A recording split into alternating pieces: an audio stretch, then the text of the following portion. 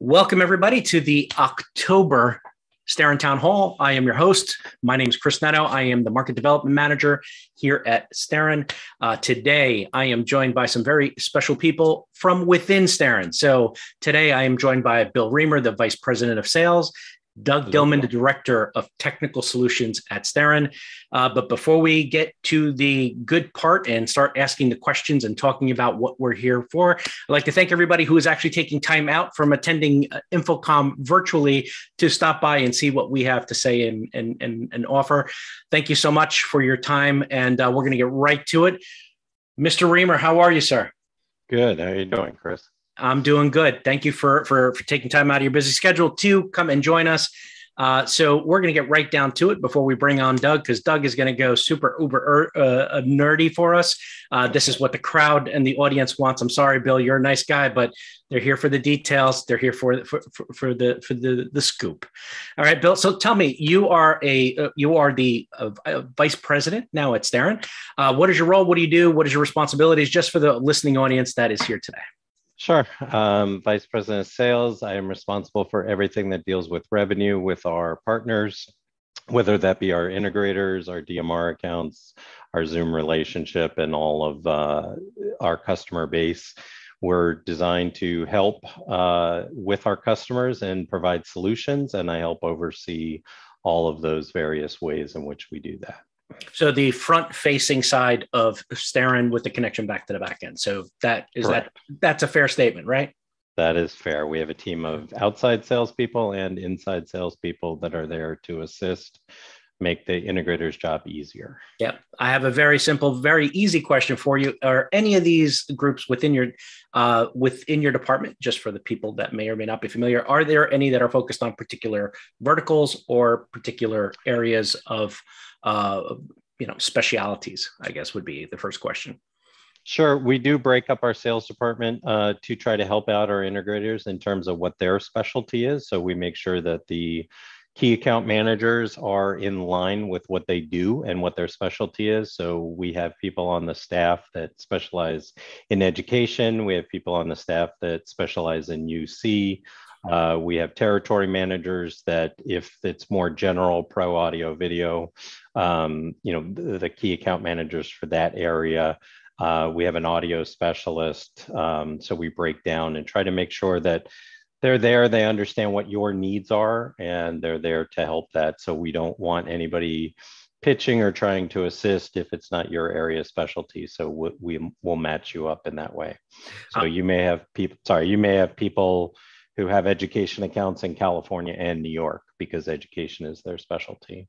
Sounds great. Well, I'm a little disappointed that you didn't bring in the business development group, because we are under you as well. It would be the market development group and the business development group. We are here. We're part of that as well. So for those that may wonder, if I'm not hosting a Starin Town Hall, I'm usually taking, your questions online. If you obviously have those questions, please feel free to reach out to me on the LinkedIns and the Twitters and the whole social verse, because that's where I can help you the most, at least getting you directed to the right folks when I'm not doing my sales and marketing stuff. So thank you so much, Bill, for kind of explaining everything. But now on to the more difficult part of this conversation, is when we bring in Mr. Dillman. How are you, sir? And the reason why, not that Mr. Dillman is difficult to deal with, but he is a lot smarter than I am. So I can't stump the chump with Doug. So I have to play nice, and I have to lay out questions that I can understand, because he's going to get very technical on me. Doug, can you please tell everybody what your role is here at Starin? Well, instead of being overly geeky and too technical, it's my job to sit and play with all of the toys in my dungeon down here, and to be able to break it down simply to make sure that everybody knows how this stuff goes together, how it interacts, and if they have questions on design, I can help out with that. Clear down to the, with our free design services of, I'll do the drawings for you, including bill of materials, let you pick and choose. And quite often in this day and age, it's what is readily available today with the supply chains the way they are. Fortunately for us, we carry if it's UC, we probably have it. Whether or not it's something that is the manufacturer is currently shipping or not is the big question of the day. But we have so many different ways to skin a cat, as it were. So we get it done. So let's start with who Doug Dillman is. And this is your life. I actually want to ask questions here because there are things here that set us, or now Starin, with having you as a director on our technical operations here, that separates us from others, right? We do have CTSs obviously on site, on staff, and you and Mrs. Dillman are also part of overseeing how our education when it comes to that. But you are dual cert. We have 2 dual certs in-house that can verify and double check drawings from that.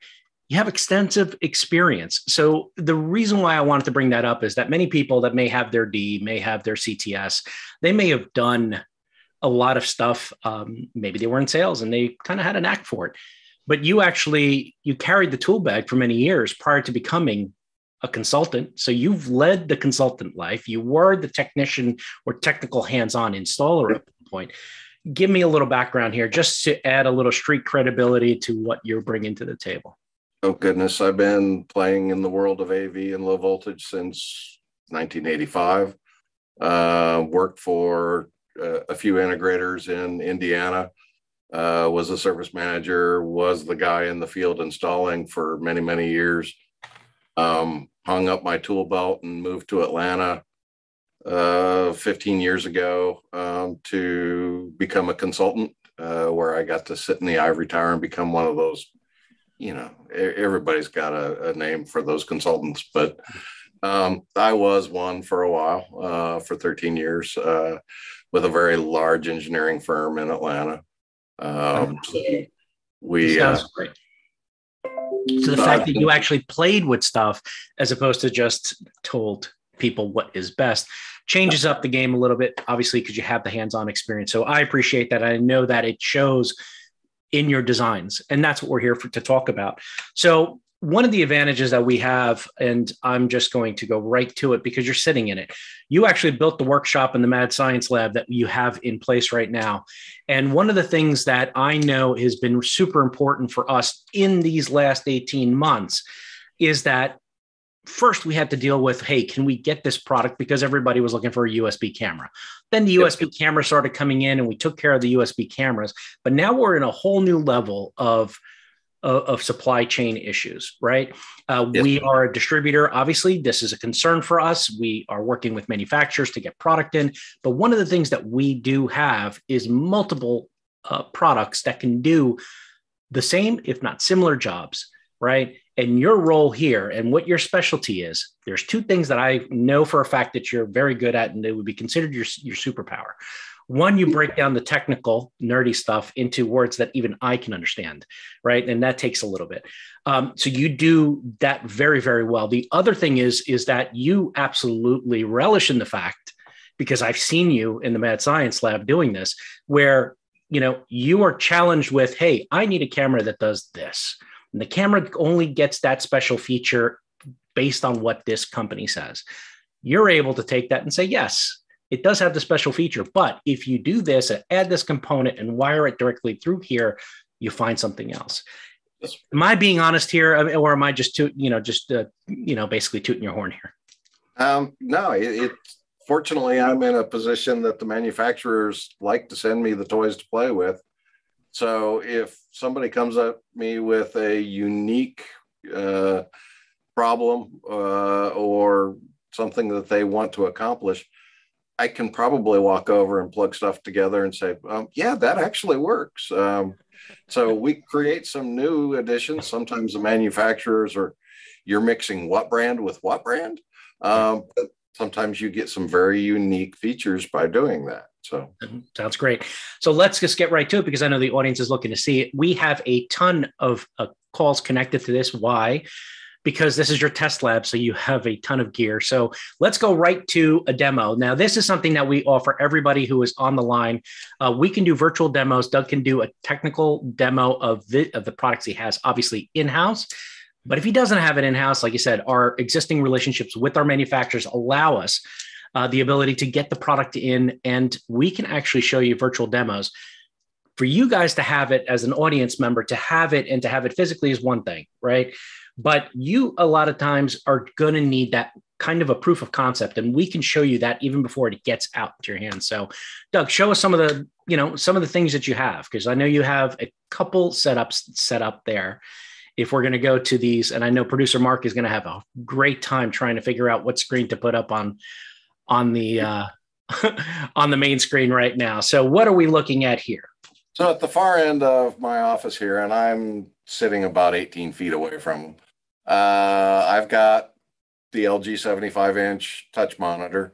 I've got a Poly X50. I've got a Poly X30. I've got the stem wall unit. I've got piles of other Poly gear and other things and other Logi gear.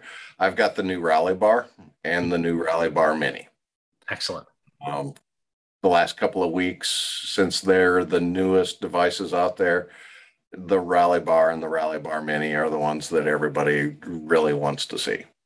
Sounds good. I'm doing, and I can, like we've done here, I can join with all of the units at one time and give you a side-by-side comparison.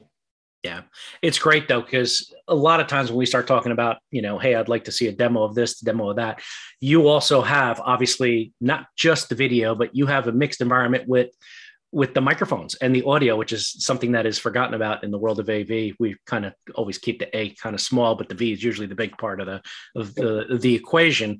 But it's nice to see that you have the beamforming microphones, the other type of microphones. You even have control system or control panels to control everything going. So this is what we're looking at the front of your office. What else do you have? So here is the Rally Bar. And it should. There you go. Auto framing here soon.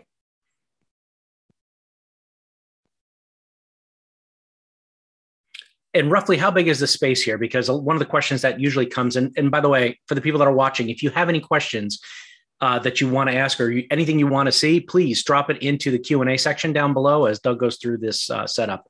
Go ahead, Doug. I'm sorry. So we're now on the Rally Bar. And then we are on the new Rally Bar. I am 18 feet away from that unit right now. And I've been extremely impressed with the on that unit. Of the 4 bars, it's got the nicest video. Comparisons of the audio. The one thing that the Rally Bar and the Rally Bar Mini allow you to do is add additional microphones. So you can use Rally mic pods. They suggest at 16 to 18 feet, you should start looking at adding additional mic pods, and it does mix the microphones from the bar itself and the pod. So you don't have to have mic pods clear across the table. You really only need it on the back half when you've got a deep room. So here you're about 18 feet back. You're probably about 6. You're right at that edge of where the audio, and I'll be honest with you, I don't have a fancy setup here in terms of audio quality, but it sounds pretty good for a video conference call. I'm still on the audio of my desktop. Ah, that explains it. Sneaky, sneaky. If we can do, I can switch that. And for the audience at home that is watching or in the office, you're not using any control system per se. You're doing everything based off of Zoom controls and the controls that are basically coming from Logi in this case. Yep. The manufacturer branded controls. So now I'm actually on the Rally Bar itself. I am 17, 18 feet away from that Rally Bar. And it still picks me up very well. And it uses that ability of, is it strictly audio? Because I'm going to ask the question, is it audio that's framing you, or is it a combination of both with this Logi? So Logitech goes for the AI of recognizing faces and does the auto framing. Mm-hmm. Poly has in the X50 the ability to do a little bit of voice tracking. It's not as extensive as say the new E70 or sometime next year when we come out with the X70, which is the upgraded camera and larger bar. So this is where you now start separating the small to medium to large conference rooms when it comes to the audio. Is that a fair statement? Yep. Okay, sounds good. And you're controlling this using the tap? So I have multiple taps. Okay. So I have a tap for my computer-based system that I was using with my Aver camera sitting on my desk to show you what is at the far end. Mm-hmm. I've got so that works well with the computer. I've got a tap for my Rally Bar. I've got another tap for my Rally Bar Mini. And Poly has their PC8s. So nice. Excellent. So where can we go next? So now we're looking at the Rally. What other cool tools are there in the dungeon? This is the Rally. I'll switch over to the X50 so you compare it to what the difference in audio and video between the two are tremendous. Video, big difference. I don't know how you look like a keyboard player at a rock concert at this point. So now I'm on the X50. They really suggest that the Studio X30s and 50s are more for a small room. You're getting some echo in there. It did not kill everything on the other one. So the video for a Studio X30 or an X50, they rate that to about 16 feet. Okay. So I'm slightly beyond where it is. Audio is good to about 25 feet with the Studio X50. And for intents and purposes of demos, obviously you don't sit back there for, the size differences. I've seen the demo facility, the setup you have there, you have it marked off on the floor. I know you go to that kind of length of things. What about audio? Tell us about the audio thing. Now we've talked about the Rally Bar and the Poly. Tell us about the stem bar and how does that play into the dungeon setup that we have? So the stem bar itself is a 4-foot long combination speaker and microphone array.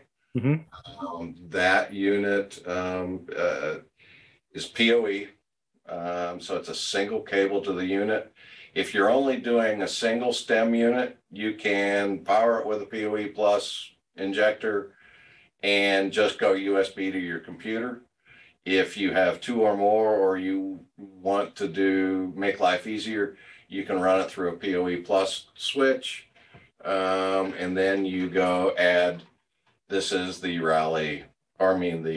stem hub, which is also a PoE device, has a single USB out, combines all of your microphones and speakers, and gives you a single USB into your PC. It also has another port for Dante out if you wanted to send it elsewhere. And if you have standard amplifiers with ceiling speakers, it has an analog audio out on Phoenix connectors. So it makes it really easy to mix and match lots of things with the stem audio. Yeah. Now, this is obviously a lab facility, so nothing is really truly permanent in your space. How hard or how easy is it to play with these? We talked about the stem, we talked about the Rally, we talked about the Poly. How easy is it to set up for the average technician, right? Oh, it's most of the stuff, and I have now switched over to the stem wall.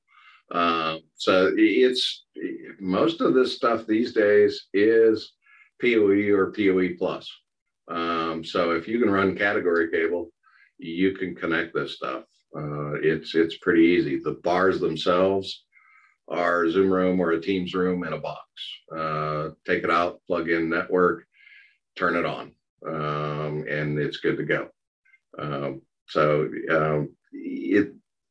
Until you get to the medium plus size rooms, your larger rooms where you want to go to extra components, It's much easier to install this stuff these days than it was, certainly 5 years and certainly 10 years ago. It was, we're not doing crazy codecs, crazy certifications to be able to get these codecs. So it's Zoom and Teams and others have made life very easy on us with the soft codec world. So for those that are watching, I would just like to point out that Doug is not exclusive to Starin in that sense. He's made available to the integrators, to our integrator partners to use, right? And he's also available to do the customer demo or the customer comparison, similar to what you saw here. So we can quickly swap out some stuff and show you the comparison and how the different brands work. And he can actually mix and match for you if that's something that is absolutely necessary. In a world now of shipping and containers being stuck off the coast of California and New Jersey and New York, stuck, at some point getting here, what we have to do a lot of times is use our creativity, right? And as integrators, we kind of lose sight in that at times, right? I was a former integrator, and a lot of times we had to get very, very creative in how we did things. Doug has the ability to still get very creative in how we have to get projects done. So if you're stumped and you believe that, you're going to be waiting an extra amount of time for a certain part to be delivered, reach out to Doug, reach out to your Starin salesperson or your sales manager, for that matter, account manager. They can put you in touch with Doug, and Doug can show you that there are more than one ways, as he said, to skin a cat. I think that's the expression. You can mix and match different parts and pieces to get your product or get your project completed. So please do not just, look at a project and say it's going to be on hold or forever indefinitely on hold because you're waiting for something. There may be a solution that can be provided. One of the things that Doug did not go into is that Doug also has off into the storage area in the dungeon. He does have all-in-one devices similar to the D10s and boards like that as well. And what we don't have, he can bring in, because he also works very closely with the manufacturers, and not just from hey, I'm Doug, I'm the director of technology, blah, blah, blah at Starin. They call on him at times to figure out some problems that may exist, because Doug has multiple products there. So Doug can play with it. Like I said, it's a true mad science lab, and it's something that is available to you as one of our partners. Doug, is there anything that I missed or anything cool that is lurking in your test lab that I need to show everybody, or that people have not seen that they should be taking a look at? Well, I did switch over. I am on the video wise. I'm on the Rally Bar Mini right now. So okay. Still a very clear camera. Does not have quite the range as the full Rally Bar. Mm-hmm. I'm at at the back of it now, but like I said, I'm still at that 18-foot mark. So it's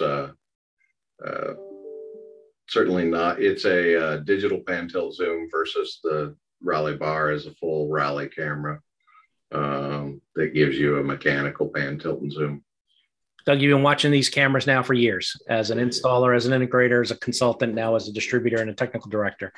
How far has the digital pan tilt zoom come, and is it getting there? The technology is crazy, and depending on what you want to do, I mean, beyond the UC stuff, with NDI and some of the other new things that we're playing with between Bird Dog, Aver, many of the other camera manufacturers we've got access to lots of ways to do NDI, PTZ optics, mm-hmm. Lots of ways to, it's getting very popular to do a software switch, with OBS software. And that makes life easy as well when you're, instead of running lots of coax for SDI and a big switcher, now you can sit with a laptop and a PoE switch and a single category cable going out to all of your cameras, and you can switch and preview and do all of the things that you would have done with a much larger, production switcher. Yeah, it's great that you actually brought that up, because that's one of the questions that actually popped up from one of our viewers is, at what point does the SDI system or setup that you've had, in say a campus environment or at a church or, some sort of venue, at what point where's the breaking point to NDI? Is NDI something that needs to go in today? Or is it something that as you upgrade, you need to start considering because it's the future technology? Do you stop what you're doing and move to the new? What's your experience with this? It's the resolution aspects, with right now, if you're doing a stream out, for, a church or a school or a board meeting or, you name it, if lots of people are streaming these things out, if they're using a UC platform to do it, you're going to be limited to a 1080 type of a signal at best. So, your SDIs, depending on their age, might be good to go.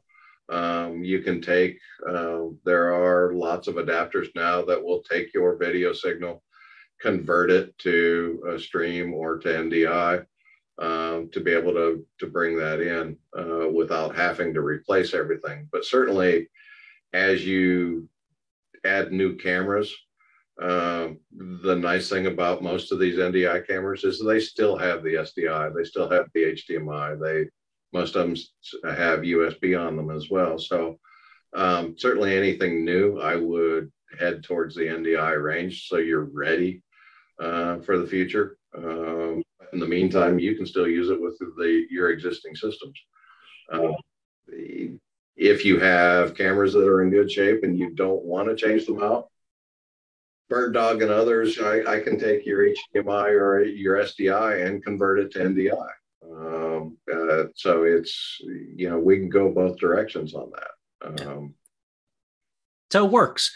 All right. That's a fair explanation of it, because you're right. You don't want to jump ahead and invest, crazy amounts. I'm sure Bill is probably cringing when I'm saying, don't invest, but what, under the current situation, sometimes that Band-Aid is what you need right now to get you by for the next 6 months until you can relook and take a look at your infrastructure costs, because that is where the big division is that you're now taking infrastructure into account into the bigger project when you start looking at NDI versus SDI, because it's coax versus LAN. So thank you so much for that explanation. That's something that I'm sure will pop up. Thank you for clarifying the PTZ versus AI debate. It is subjective right now. Some people love AI, some people don't. Some fear it. I don't know. It's some conspiracy thing going on. Yeah, when everybody says they want an auto framing camera or and lots of people think that they want a voice following camera. Polycom, now Poly, with the Eagle Eye Director 2 was really the only thing out there. And, a year ago, that was a $14,000 camera. They dropped that price down to the $8,000 range, 9 months ago. And now they've, expired that one. It's end of life, and that's where the new E70 is going to.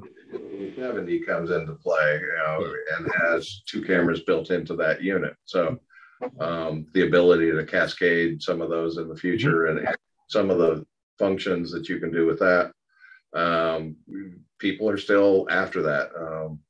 But the majority of the cameras that are out there now are either auto tracking, with you put a camera in the back of a classroom or an auditorium and follow the person that's doing the presenting, or in a UC space, it's an auto framing where the AI is looking for faces and it's including everybody that's in the room.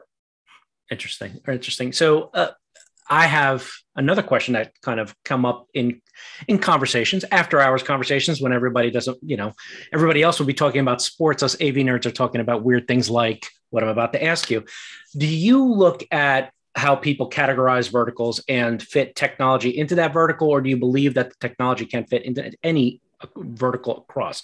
Let me explain. If somebody has an education project, right, they're talking about classroom, you don't necessarily need to obviously go with cameras that are built specifically or marketed for education. There are ways to kind of, customize that solution for whatever space you're working in. You don't necessarily have to have an EDU product because not just one camera fits all solutions. Is that correct? That's correct. Most of the cameras can be implemented into multiple verticals.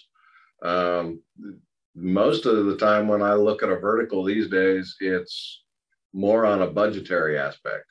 Education, they've had to go crazy and everything's virtual. So they've had to shell out a bunch at one time. So they're usually on a very tight budget.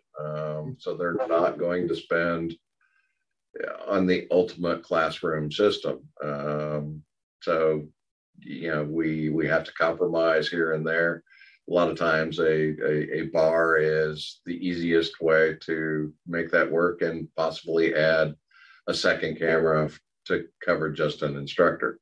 It's verticals these days are more budget conscious than they are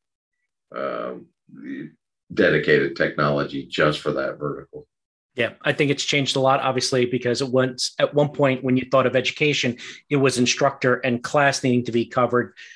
Now, a lot of times you're watching teachers operating in almost a studio environment. So you can't label education as just being in a classroom with everybody in there. I think they're a case-by-case basis at this time. So it's definitely what has changed. And speaking of things that have changed, I got to ask you to pull out your crystal ball and predict this one, because it's an online debate that I've had numerous times. First of all, I'd like to hear your definition of what a huddle room is in 2021 and 2022.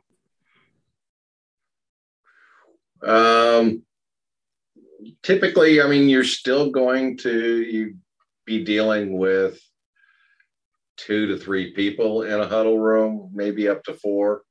The huddle rooms are getting a little bigger because of social distancing, and we want to spread out a little bit. Mm-hmm. So what was, a small conference room is being used as a huddle room now because, it's more based on how many people you're after.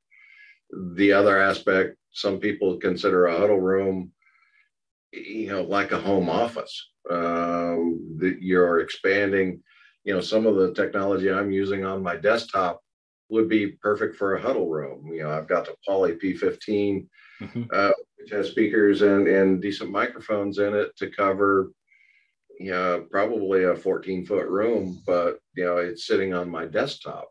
Yeah. And it's really where it was designed for. So it's a huddle room now can be, somebody sitting at their desktop, but, 2 people come over and join them. So I'm seeing more of the executive offices where it's also now a huddle room as well. They bring people into their office and It was a trap. It was a trap question because the huddle room hasn't changed, and I have to admit that I snuck that one in there to try to stump you. But you got to where I was going. It's not the technology that's changed, just the size of the room and how you adapt the technology to that new restrictions or limitations of it being socially distanced, right? So if you had a room that was once a 2-person huddle room, which is what we were referring to pre-2020 or pre-2019, you would refer to a huddle room as a 2-person space. Some would refer to them as phone booths. Those are now single space, private kind of video chat. And where that has changed is that as somebody who worked on the end user space, everything went open. Everybody went into the open conference room, open architecture out in the floor plan, not open architecture, open floor space. You didn't have privacy, right? More video calls nowadays, a lot more audio calls. Now you may want to have a private webinar that you have to host. So you can go into a room that was once designated for 2-3 people, and now it becomes almost a personal video space, which leads me into the last question I have for you, sir. Tell me about the trends regarding personal studios, home studios, those studios now moving into corporate environments, basically one-way broadcasts, right? Or two-way broadcasts, right? Where at one point nobody took real, a look into green screen or possibly lighting, better cameras and better audio. Here comes 2020. Now those messages have to be better. Your audio has to be good, better than good, because we already went through the good enough stage where everybody had a laptop and a webcam. People are now upgrading and putting in technology into their home space and into their office space that is a little bit better than what we expected. Is that a trend in the audiovisual space now? This kind of pseudo, halfway there studio setup, maybe a full-blown studio setup. What's your thoughts on that? Everybody's got to have one. Today, half of your marketing is social media. Everybody wants to be able to record or broadcast something that looks good. It is your branding. It is what you look like to the rest of the world. So everybody is certainly stepping up their game. And really, even in the small camera range, we've now gone to 4K cameras are pretty much standard sitting on your desktop, not, a 1080. Everybody has better audio pickup. A lot of the headphones and even some of the bars now have fencing so that distractions of your kids and your dogs and everything else in your home office can be cut out. So it's only picking up your voice and not the rest of the family, running around the house. Yeah. It's everybody has stepped up their game. Yeah, it's definitely, we've seen an uptick in people looking at acoustics in spaces, better acoustics to deaden sound and to keep sound from going out. We've also seen, people looking or asking us, because we sell a lot of the UC products here at Starin, we get a lot of inquiries regarding how do I look better? And a lot of times it's just adding better lighting, and that's something that people kind of forget. Into that. So, these are little tips and tricks that are happening. The trends are there. Everything's pointing to that. Obviously, work from home is not something that's going to go away in 2022. As everybody starts moving back and returning into the office, you're going to start seeing a lot more collaborative platforms emerging. Obviously, if you as an end user or as a technology integrator are out there dealing with companies that are mixing and matching their environments, between Microsoft Windows and Teams, Windows, Teams and Zoom and stuff like that, you're going to be looking at platforms that can do those mix and match when you get back. Like, how do you take somebody who has been working on one product and tell them you can't use it? So I think that the return to office has a big technology component. I am glad that we have you here, sir, able to help us in doing that, because Teams rooms and Zoom rooms are something that we both we both know well, but you know a lot better than I do. So I thank you. Doug, the best way to get a hold of you, because we're going to wrap this up here and I'm going to go back to Bill, the best way to get a hold of you is through our account managers, correct? Correct. And they all have access to me. You can, come to me directly if you need to, but the Starin.biz and get a hold of your rep. They'll intake and ask a couple of questions and send you directly to me. So sounds good. But while I was saying this, I did get a question that came in through Jared, who is in the audience as well. He asked, speaking of lighting, which is majorly important, does Starin have lines that could assist in lighting in the huddle, collaboration, Zooms, and Teams rooms? Doug, obviously our product lines. I don't think lighting is something that we carry, but we are not shy to explain what type of lighting or what is the best lighting to provide for those situations. Am I not? Is that something you can help with? I can certainly point you in the right direction in some medium to bigger spaces. Even some of the manufacturers are approaching that now with, look at Aver, they discontinued their all-in-one bar for their new bar, which is the VB130. It has an LED ring around it so that it gives you a facial front light into a huddle to a medium space room. Yeah. So the manufacturers are starting to address it, even in their cameras. But it's something that we don't currently have a lot of lines to deal with the lighting aspects, but I can give you a hand with it. Awesome. When it comes to the smaller rooms, if you like what you see, that the lighting I have, I can absolutely give my shopping list to Doug, and Doug will be more than happy to poo-poo on the fact that I went out and just bought stuff that I shouldn't have without conferring with Doug. But yes, we are more than happy to help with that. I'm going to be bringing Bill back into the conversation, and I hope that answered your question, Jared, as far as the lighting goes. And Mr. Reamer, do you have any final words here? You've gotten an education now on how things work, and did we bore you with the technical? Because I know you're more of a numbers and operations type of person. No, you did not bore me at all. I like learning about this stuff as always. The important thing that I'm hoping for the people who joined us today is realize that one of the many things that we offer here at Starin is not just products, but vast array of expertise on these products, and that we're here to help you in any way that we can. We are very much a solutions orientated distributor, and this hopefully will give you an idea of some of the services that are available to all of you to help you sell and be more productive. And that's really what our specialty is, being able to help you guys provide solutions for your customers.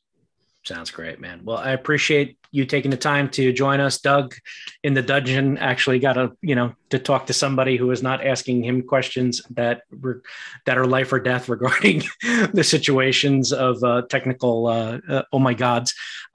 If you don't understand what that means, please hit me up on social. I'll explain to you how everything's in a panic mode right now. But we are definitely going to go into our winner of our $50 gift certificate. Producer Mark is in the background spinning the wheel of fortune, or I guess the randomator. And according to producer Mark, the winner is Trent Meyer. Congratulations, sir. You have won a $50 Amazon gift card, courtesy of Starin. We have now, producer Mark will be getting a hold of you and sending out that information. Here's another thing. We're going to try something new. Scan that QR code. The first to submit and scan that QR code, not CR code. The QR code will win another $50 Amazon gift card. This is me. I like QR codes.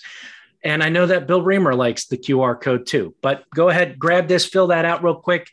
And if you were the first one, if it hits and we see it right now as we're going, we will go ahead and give you a $50 gift card just for signing up. Am I right? Is that how we're playing it? I think that's how we're going to get a list of the scans in the order in which they scan them. So it is something we're trying. It was actually Chris brought it again, Chris being on the sales team as well, actually thinking of ways to improve our ways. So all you have to do is hold your phone up, scan that, a little form will come out. Make sure you hit the submit button though. Fill that out and hit submit. And we got a winner. Oh, there you go. The winner is I was about to say it goes to your phone, so I didn't want to. Absolutely. As a matter of fact, it just popped up. The winner of the other $50 gift card is Jared. Thank you so much, Jared, for scanning the card, proving that yes, it works. It works. Thank you so much. You get a $50 gift card for helping us out. Appreciate it very much. And anybody who, if you are looking at this QR code as it goes off into the YouTubes and stuff like that, give it a scan. Let us know what you watch. It'll be great. Thank you so much. I appreciate it. Well, let's talk about our November town hall. Will be a surprise. I know that our annual town hall in December is not going to be a surprise because we usually do a year-end wrap-up. We bring in our CEO, but next month we have one last surprise ahead of you going into November. So please join us. Ladies and gentlemen, my name is Chris Netto. I am the Market Development Manager here at Starin. I was joined today by Bill Reamer and Doug Dillman. Bill, what's the best place that we can get a hold of both you and Doug? You can always get a hold of me at bill.reamer@starin.biz. We do also have an email here that's really easy to remember. It's myteam@starin.biz. For any one of our customers, we have a very good routing system that just by sending that email, it'll route your email directly to the sales team that's responsible for your account. So for anybody on the call, any questions regarding products, if you want to get in touch with Doug, if you want to get design services, if you want to know what's in stock, any question whatsoever, myteam@starin.biz will take you directly to your account manager. Sounds great. Thank you, sir. Appreciate it. Thank you so much, ladies and gentlemen, for watching. I do have a personal announcement. If you are watching this November 5th, make sure you take a look at the AV Awards. I got chosen as one of the hosts. I will be hosting the AV Awards alongside Tim Albright. And before that, I am actually doing a pre-show red carpet at the AV Awards with Jenny Hicks from Midwich. So if you're familiar with our Midwich Live product that we do once a month out of Midwich, you will be familiar with me and Jenny doing a kind of a podcast thing that we do. And I look forward to possibly seeing you guys there. It is going to be live stream across the interwebs. It will be broadcasted out on the AV Magazine social channels as well as the Midwich channels as well. So I look forward to seeing you there. I appreciate the support there too. Have a great Halloween because Halloween is around the corner. And I look forward to seeing you guys next month on or around before the holiday of Thanksgiving. Thank you so much for listening. Thank you so much for watching. This has been Starin Town Hall.